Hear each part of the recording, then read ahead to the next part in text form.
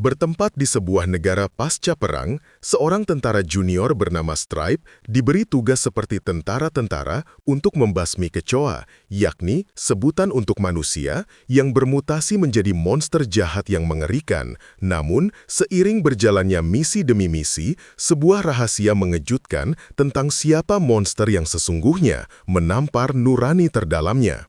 Lantas, apa yang akan dia lakukan? Yuk kita cari tahu. Seorang perempuan yang merupakan kekasih Stripe tersenyum padanya, tetapi itu bukan kejadian nyata, melainkan mimpinya semata.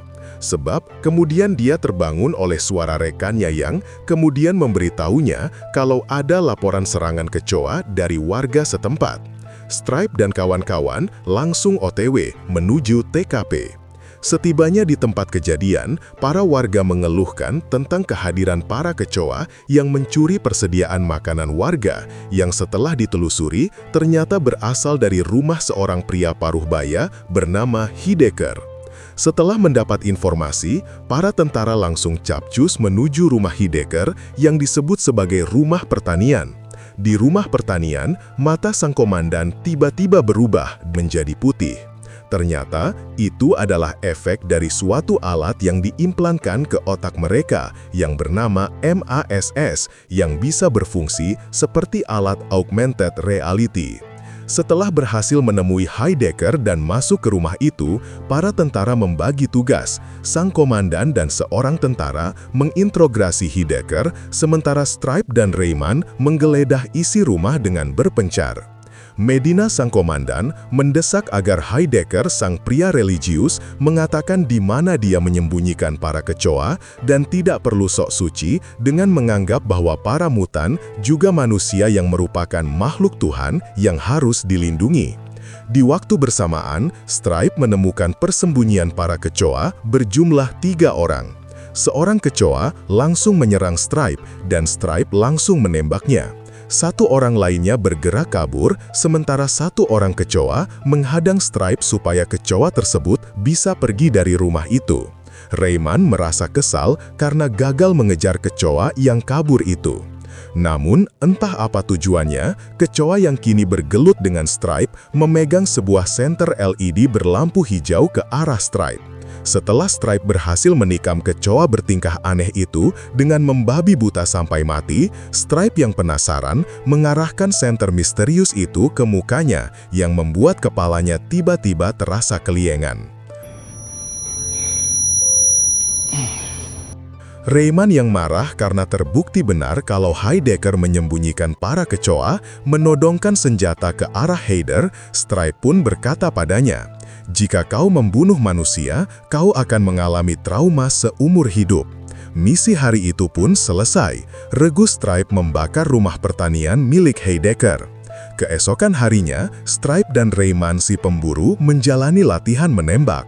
Saat Stripe akan menembak, tiba-tiba dia mendapati suatu distorsi penglihatan yang membuatnya terus-menerus keliengan.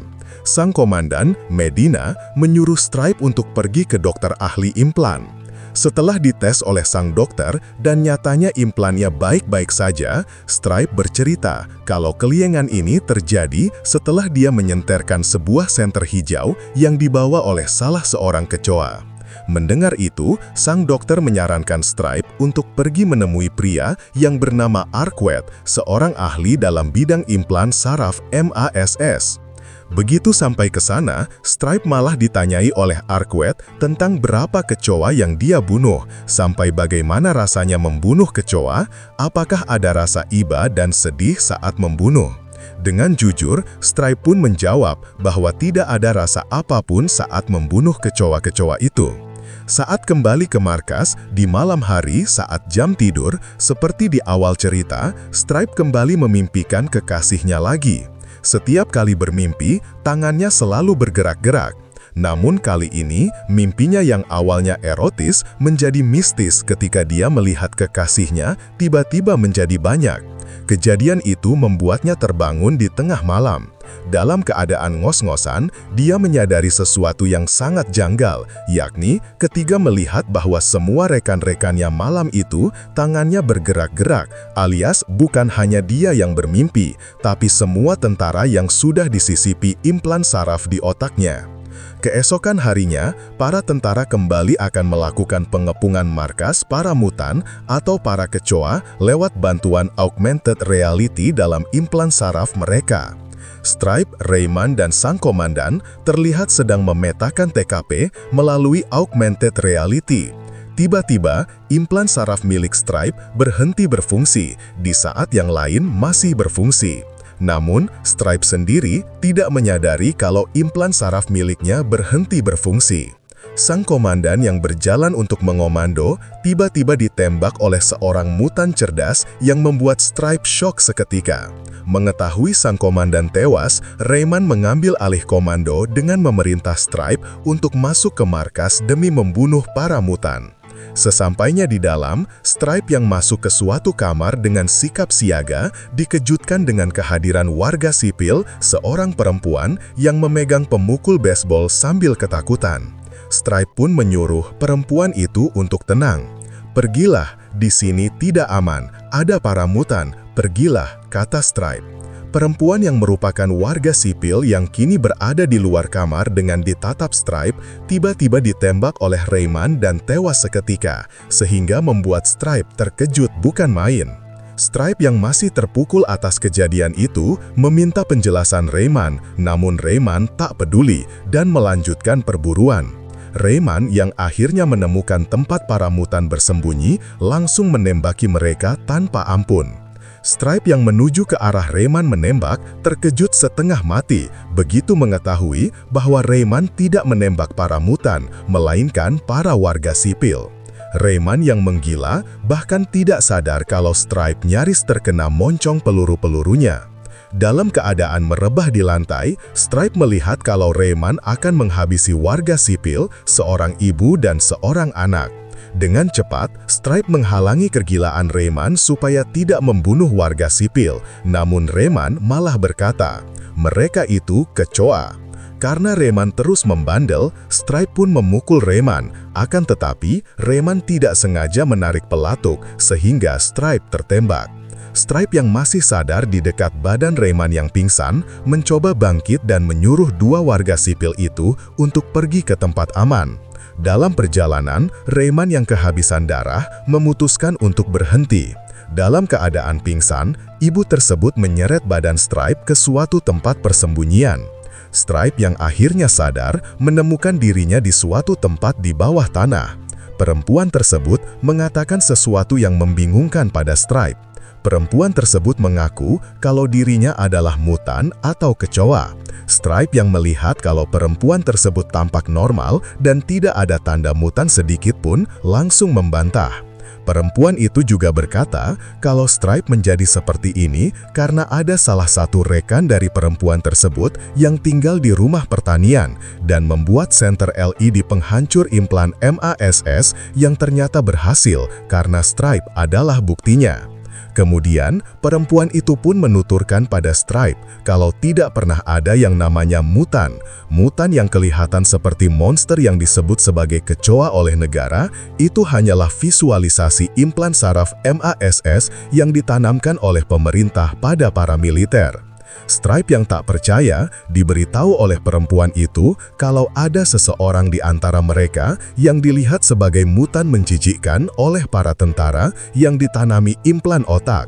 Stripe pun berkata, "Tidak mungkin, kau adalah kecoa. Kecoa tidak bisa berbicara, sedangkan kau berbicara layaknya manusia." Lalu, perempuan itu bercerita kalau ini semua cuma konspirasi. Bahwa setelah perang besar, ada suatu program untuk menyingkirkan ras atau kaum yang dianggap minoritas, berpenyakit, dan memiliki DNA buruk. Stripe masih tak percaya dan yakin kalau perempuan itu mengada-ngada. Dia berkata, ini semua tidak masuk akal, sebab para penduduk desa tidak ditanami implan yang seharusnya mereka melihat para mutan sebagai manusia biasa, bukan seperti para tentara saat melihatnya. Namun perempuan itu berkata, pemerintah memang menyuruh mereka bersikap seperti itu. Stripe pun sadar dan percaya pada rahasia kelam yang disembunyikan pemerintah. Namun, dia dan perempuan itu tidak tahu jika Rayman mengejar dan menemukan persembunyian itu. Rayman pun turun. Belum sempat Stripe menjelaskan, dia sudah menembaki ibu dan anak itu. Stripe yang tidak berdaya kemudian dihantam kepalanya sampai dia pingsan. Stripe terbangun dengan mimik muka depresi di sebuah tempat yang tidak diketahui. Arquette kemudian menemuinya di sana. Arquette yang tahu kalau Stripe sudah mengetahui kebenaran menunjukkan alat yang ditemukan Stripe di rumah pertanian. Arquette pun berkata kalau ini semua dilakukan demi peradaban manusia, demi generasi yang lebih baik. Orang-orang dengan genetik buruk, tidak bermoral, ber-IQ rendah harus dimusnahkan. Dan sistem implan MASS adalah alat militer masa depan, di mana para tentara selain ahli juga tidak memiliki belas kasihan, karena nyatanya saat musuh negara tidak dimusnahkan sampai akar, mereka akan terus mengganggu peradaban manusia. Sejarah mencatat bahwa kegagalan masa lalu adalah kegagalan militer dalam membasmi manusia-manusia hama yang akhirnya di masa kini mereka menjadi sumber petaka di bumi. Stripe mengatakan bahwa apapun alasannya, pembunuhan, pembantaian, dan genosida tidak bisa dibenarkan, dan dia menolak semua itu. Kamu jangan munafik, kamu sendirilah yang memutuskan masuk militer dan ditanami implan ini, artinya kamu menyetujuinya. Kamu tidak sadar karena alat ini menghapus memorimu di masa lalu, kecuali kenangan indah, seperti dalam mimpimu, ujar Arquette. Stripe yang merasa bahwa itu semua cuma bualan, diperlihatkan video yang menunjukkan rekaman masa lalu saat Stripe memutuskan masuk militer dan menyetujui ditanami implan secara sukarela. Stripe yang menyebut pasti ada hipnotis yang bermain kala itu terus mengelak.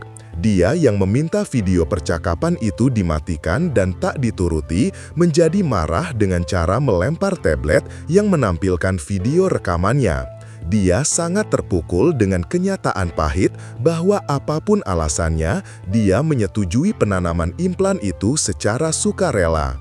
Masih berkutat dalam rasa kecewa, bersalah, dan marah, Stripe mencoba menyerang Arquette namun gagal karena Arquette menyalahkan sensor implan yang membuat Stripe buta sementara.